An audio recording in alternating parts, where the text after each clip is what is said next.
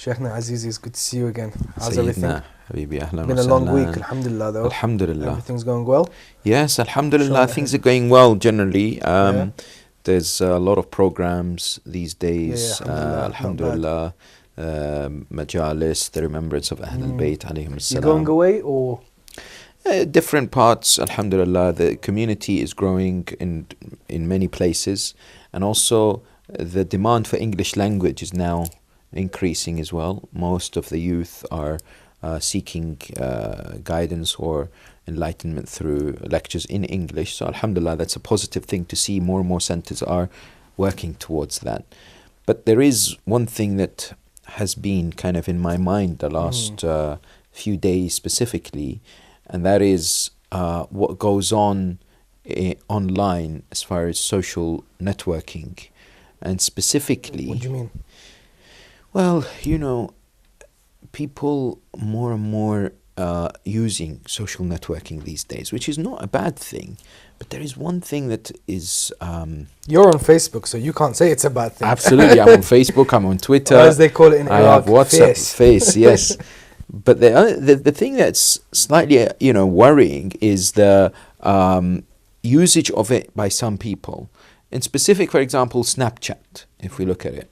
So what's happening out there is people are comparing somehow their lives to others, and they're posting stuff which may not necessarily be helpful in many ways. You need to be more specific. You're not being specific to me. Well, by the way, Snapchat, I made an account. I'm still not sure how to use it. Yeah. And it's a bit annoying because it's like, I think it's 30 seconds. That's right. So what happens is you send an image, and first of all, you have a group of people who can follow you on Snapchat. I'm not on it, but I'm told this how it is. And also, then when you send an image, you can put a text with it. You can play around with the image and so on and so forth. These filters. Okay. Oh, I see. Like Instagram. Yeah. So then, people who open it can only see it once for a particular period of time, and then it's supposedly destroyed or it's gone. Okay. But what most people that's don't a misconception. realize, I mean, there's nothing that's really gone on. Absolutely. What most people don't realize, you can take a screenshot of it. When you take a screenshot, it actually tells you someone's taken a screenshot. But what can you do then? You can't do anything. But then the other thing is, some people actually use other phones to take a picture of it, and you don't know. And so people are sending very inappropriate images and stuff like that into it. But also, I was reading, interestingly, in this day and age, there's a new phenomena called social media depression. I've heard about that. Where what happens is people post something, and all they're looking for is some kind of approval. They want the likes. They want low self-esteem, Sheikhna. Yeah. Everyone suffers from it, unfortunately, and social media has really played on that, and it's allowed people to use that platform to gain attention and sympathy, which, to be honest, sickens me because I hate that whole sympathy thing. And I've actually seen them kind of like wait. Oh yes, I've got 78 likes or 300 likes and. Well, the currency for social media, like Facebook, is attention. In other words, if you don't get their attention, you feel down. You feel like your life is not really worth, a lot of things. You feel low self-esteem. But I think, because I have an active Instagram account, especially lately, I've been posting like pictures of me and my son. But it's a private account, and I don't think it's a problem. It's very hard to connect with people, Sheikh. Yes. It's not like I hardly have time to call so many people or stuff like that, or know what's happening in other people's lives. Also, people know what happens in my life. I don't think it's that problematic. I mean, what's the main issue here? Yeah, you're absolutely right. First of all, social media has a lot of benefits. Like, for example, you can connect with family and friends. You can, for example, spread a good word or a good deed, inspire others. There's a number of advertise your majalis. Exactly. There's a number of positive aspects associated with it. But I just have a feeling that it's, number one, losing the privacy element. The people are posting everything. People are posting what they eat, where they go out to, who they spend time with. Yeah, that's concerning as well. The second thing is, for a believer, there's that hurma, there's that sanctity. So what do we mean? You know, how you depict yourself in public must be respectful. So these filters that people have of, I've seen, you know, a tongue of a dog, or, you know, of their faces coming out. Oh, I've seen those funny Yeah, things. funny things. Yeah. This is not acceptable in Islam. And the reason being is that what you're doing to yourself, especially if you're doing it just You're to making a yourself, mockery. you're making a mockery, and there's a hurma to the believer. But can I say something? I cannot blame social media outlets for that. I have to blame our lot for that. If tomorrow you see me doing something, it's the same thing with the television. I remember my father saying in Najaf and Karbala in the 60s, up until the 60s, anybody who's got a antenna on their roof, all these people are not religious kind of thing. Yes, you know what I mean? Yes. There's a very funny Arabic term for it. You know, the one that they use. That's right. Television can be used for all these shaitan things. Television can be used to hear the news. Facebook and Instagram and all this stuff can be used for good. If you're not using it for the right reasons, or if they're not doing, or they're being silly with it, I control how much I show people. I don't take my top off and put it on Instagram for many reasons, of course, but Yes. you know what I mean? Yeah. I have to control that. I can't say, oh, it's Instagram's fault. But unfortunately, some of our brothers have actually done that, and in the name of, you know, oh, there's no so-called hijab for men. There are some of our brothers have taken there is their top hijab off. for men 100%. Yeah, and they've gone to the beach and they've shown their six packs and so on and so forth in front of female and male friends on social media, and that's the problem. It's about you know. I think that goes Depicting back an to what image you're of saying. yourself, which is leading to double standards as well. There's dichotomy in behavior. So you've got people, for example, who show their image somehow in social media, and they're totally different offline when they interact with people, and so on. So it gives that indication of a hypocritical But that's type of everything. relationship. I mean, even before the whole social media thing, which I believe Facebook was either 2006, 2007. That's right, about 10 years ago. About that. You know, on blogs, you know, back in the day, the early Yes. days, you had something, the term keyboard warriors. Yes. Have you ever heard that term? Yes, yes. You act really hard. Yeah, oh, bro, don't say this, blah, blah, blah. Shut your face, I'll beat you up. And you find out it's like a 12-year-old boy. That's right. You know what I mean? By the way, we have keyboard warriors now as well in many places, including Facebook, for example, where it's the same. what they do is they depict themselves, or they show that they're very, for example, religious, or they know, and I call them keyboard police as well. Every person that's out there have done something, they think it's wrong, haram, you're gonna go to hell, this is wrong, so on and so forth, and then they get into this very useless, lengthy debate, which is pages upon of posts and arguments and people getting upset and so on, and nothing actually is achieved at the end. And this is time being wasted. There was a picture, a very nice picture. It showed a guy posting lots of pictures of himself working out in the gym, and oh, look how amazing my life is, but makushi, there's nothing. And somebody who hardly ever posts anything, and the person who hardly ever posts anything is because they don't have time, because he's really doing the work. Does that make sense? Yeah. He's the person who's working hard on himself.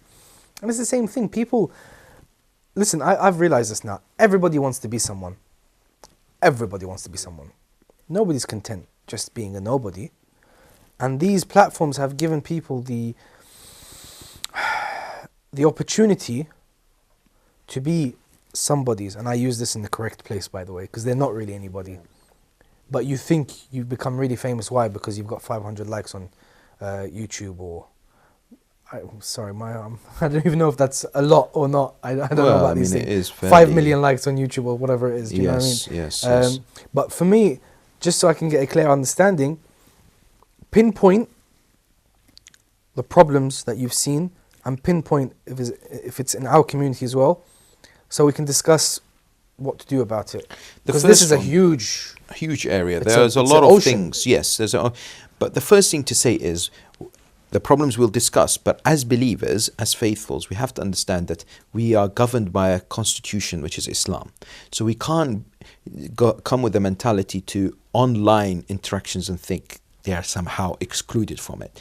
Every part of our life is part of Sharia law, which is God's law, which is for our own benefit. So I put that cap on when I come in front of the screen or in front of the camera. When I have my phone, I should be looking at this and thinking, okay, you know what? Still Allah is watching me. Every tweet, every post, every image, I might have to be answerable to Allah. This point specifically, remember it for next week's meeting, because that there's that whole thing coming up about the dilution of faith. Yes. Do you remember we were talking about it not too long ago? Yes, we need to talk about that. Let's talk about that in detail, because I think we really need to. Let's really talk about that in detail later on in terms of that whole thing and the Constitution of Islam. But if we were going to break it down into some issues, the first one is that what is happening out there is that people are suffering from depression and anxiety and stress and low self-esteem when they start to compare their lives to the lives of others, which are glorified on social media. So nobody's going to put on social media, I'm having a normal day. End of story. You know, everybody wants to get that attention. So normally it might be slightly exaggerated, might be slightly spiced up to get that, you know, the likes and the approvals from people. But that's also a problem. Specifically, for example, if we talk about marital relationships. So husband and wives, sometimes when they put something on social media, Facebook or whatever, and then other couples, they look at this and say, okay, that husband is taking his wife to Dubai and to Barbados and he's bought her a very expensive jewelry set and has taken, and they've got this amazing house. Why don't you do the same for me? Okay. The husband might look. Don't you think this is a kind of problem that predates social media though? Exactly. But what social media has done, it's made it much easier, because before social media, the only way you could compare is if you've known someone and actually seen it, and that's much less. Or the telly. Or the telly, but then who do you see of your friends on the telly? You see celebrities, you see people. Here now you see your own friends that you know, and you've perhaps seen. So this is different than that whole celebrity culture thing. It's made it much easier to compare lifestyle and to be jealous and to be somehow resentful of the fact that somebody's got something and you don't. Somebody's been blessed with something and you don't. Oh, my son has 10 A-star GCSEs. Great. Well, you come to your son. How come he's done it and you can't do it? And so on. It's easier now. Information is passed on very quickly. Means of communication has been enhanced. With it comes the challenges, I think. That's one thing. And that's why, you know, there is that term Facebook depression out there today. Yes. And so on. And what it's also doing, interestingly as well, is it's making people judge certain individuals. So I know like couples, or at least brothers who are looking to get married, when they go to somebody's Facebook profile, if they're, for example, considering them for marriage, if they see that they give an image that they're too materialistic, like for example, they're standing next to the latest Mercedes, they're like, oh, she's going to be a difficult one, you know? So it's actually, and people do it as well for job applications these days. You know, when you apply for a company, they go to your social media profile. They, really they assess how you are, you know, they assess kind of. I know a lot of people, by the way, who didn't get jobs because of that. Yeah. I know these people, friends of mine, who did not get jobs because they're posting mumbo jumbo on social media. And I always tell people, it's not necessary. It's not necessary, and you're not getting anything out of it. Well, we have to be careful about how we project ourselves on social media. We just have to have a responsibility. It's the same thing with everything in life. Just be yourself. Very important not to have double life or not to sound or look too religious, whereas in real life I'm not, or vice versa. It's very, very critical.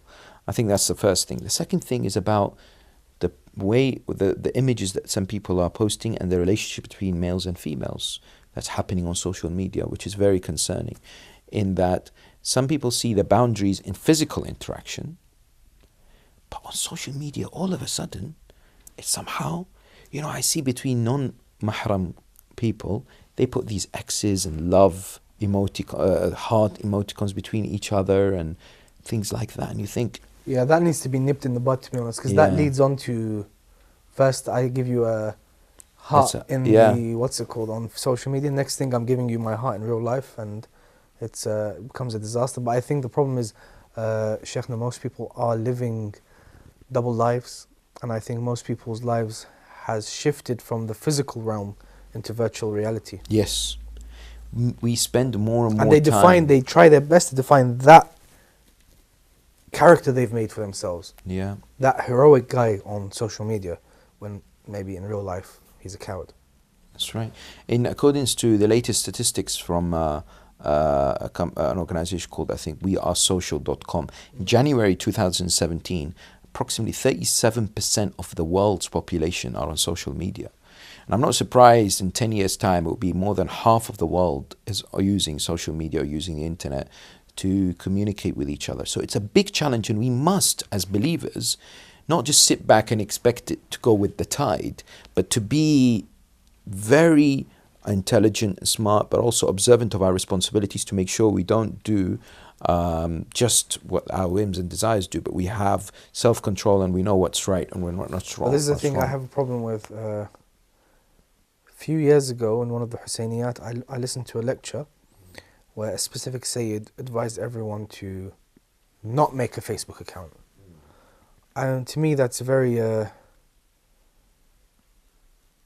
kind of medieval outlook on the way to deal with situations. It's the same thing I can imagine 50 years ago, scholars saying, just don't get a TV.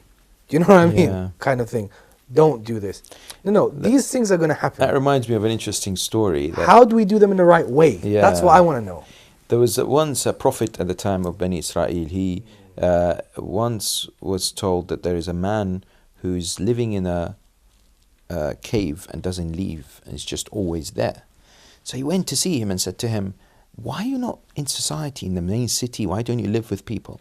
He said, I don't want to sin. So I'm just there, I just pray and do what I have to do, and that's it. I don't want to interact with people. He said to him, I'm paraphrasing, he said to me, you've missed the point of life. Exactly. Allah subhanahu wa ta'ala has given you the eyes, the ears, the limbs, the mouth, everything to use it. The real thawab, the real reward is when you're out there and you're in control and you don't abuse it. So yes, it's an opinion to say, okay, I don't want to be in social media. That's absolutely fine. But we can't say that to our youngsters and say, stay away. What we need to be observant of is the fact that they can be there, but they can't be loose and free to do whatever they want. That's exactly there what it has is. to be a limit to Sheikhna, interactions. This Western society we live in, it's a big thing since the 50s. We have a rebellious kind of culture about it. If we as parents tell our kids, don't do social media, don't go on social media, don't make these accounts, they're going to make their accounts and they're going to smile. You know what I mean? So no, because at the end of the day, I don't know if you've ever heard this, oh daddy, it's not haram. But it's not haram. Daddy, don't do this, it's ayab. No, but it's not haram. I don't know, have you ever heard that before from other people? Maybe not from your own children. Yes. That kills me. I don't know, that really destroys me, because I always thought, ayab of course it means not appropriate. Not appropriate. Nice. Yeah. I always felt that things that are not appropriate, it's like a circle, and haram is a circle that's a bit smaller inside. So as long as you're not touching the circle of not appropriate of the ayab, you'll never think of haram, right? That's how right. I always thought of it, as a protection kind of thing. Now, I'm not going to tell my son, don't do social media, because if he replies to me, it's not haram, firstly, I'm going to have a hard time explaining to him why it's haram or something like that.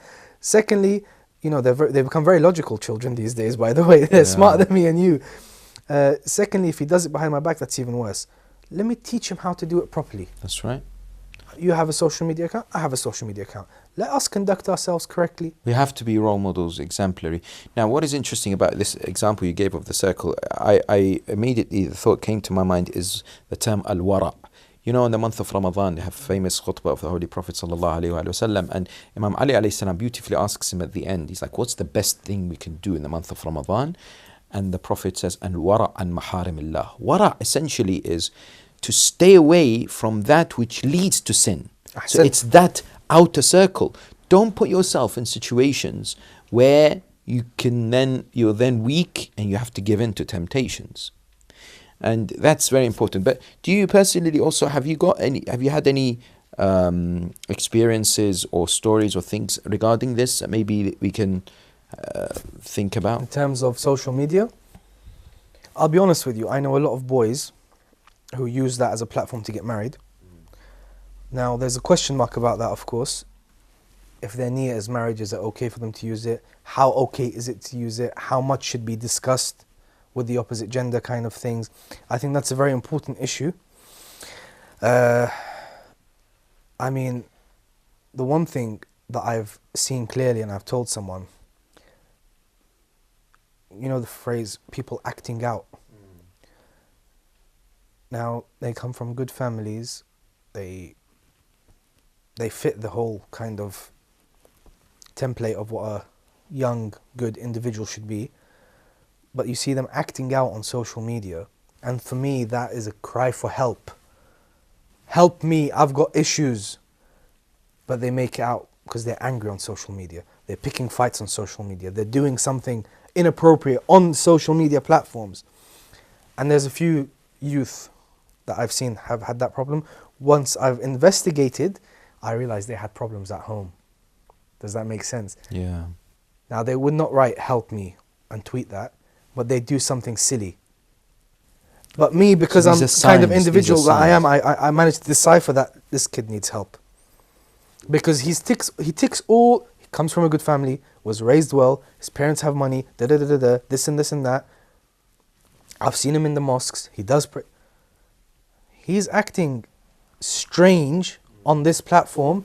There must be something. Does that make sense? Absolutely, and we need to pick out this. We need to be smart enough sometimes to see, and it is a cry for help. It is a cry for help. Exactly, it is. Yeah.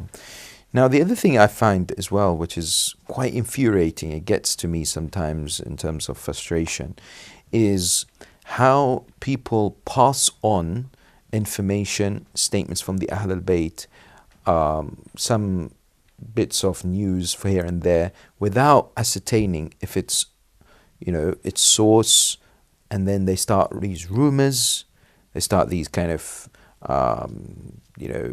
gossip, so on and so forth. So I'll give you an example. Imam Ali alayhi salam. Many times you get these messages, these images with statements, and it says Imam Ali underneath. Yeah. And I've said to people so many times, I said, please don't just forward them, because how do you know Imam Ali actually said them? Now, they might say, well, I don't know. I said, at least if you know the reference. So, for example, you put Wasa'il al-Shia, Kafi, Bihar al-Anwar.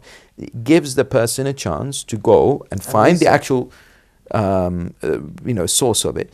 But it's, I've received so many, and one day I decided to take some and put it on Google, and it turns out it's being said by these philossas, Thomas these Edison or mystics, something. and they've stuck Imam Ali's name to it, and that's oppression against the Ahl al-Bayt. You can't attribute something against Imam Ali when he actually hasn't said it. And then you get these messages on WhatsApp as well, as do this because this story happened, that story happened, and this happened, and so on and so forth. And I wrote an article not too long ago for my university that the internet has made people dumb, and I brought points forward. And the reason I say that, and I think especially for someone from your generation, you can appreciate this more. You know when you used to do essays for uni and stuff? You used to leave your house, go to the library, That's right. look for the book, take the book out, read through the book, and then start quoting. Correct. Because I've heard this from my older brother, so this is not like mumbo jumbo talk. Absolutely. This is true. I did right? that myself. Okay, beautiful. Especially the working class in this country. Let's take it back pre-90s, although I can't remember pre-90s, but let's say 90s. They would believe anything that's said to them on the telly. Put on the TV, and this is how you consume information. I think that's really the beginning of the end. Then came the internet. Now Wikipedia, which everyone says it, oh, by the way, you can't trust Wikipedia, anybody can edit it. Yet it's the only thing that people read when they want information. The internet's done that to us. Facebook especially, I've seen what people do now. They just go through their feed. Oh, look at this story. Oh, look at that story. Oh, look at this story. Oh, look at that story. Do you know what I mean? YouTube videos, these quotes on Instagram. I had to delete a lot of people from my Instagram because it was just annoying me, some of the things that they were saying. But the internet has made people like that. hard work ethic has gone. Everyone is sitting behind the computer screen or the iPad, or I pull out my phone and I can get more information than probably the whole of the library. You know what I mean? That's right. But that work ethic of leaving, going to the researching, referencing this book, ila akhirih. I agree. I think it's made So life I- much, much easier. But you know, also the repercussions of that is the fact that our communication with each other as human beings, verbal communication, has become less and less applicable. So people are now sending messages to each other within the household rather than speaking to each other.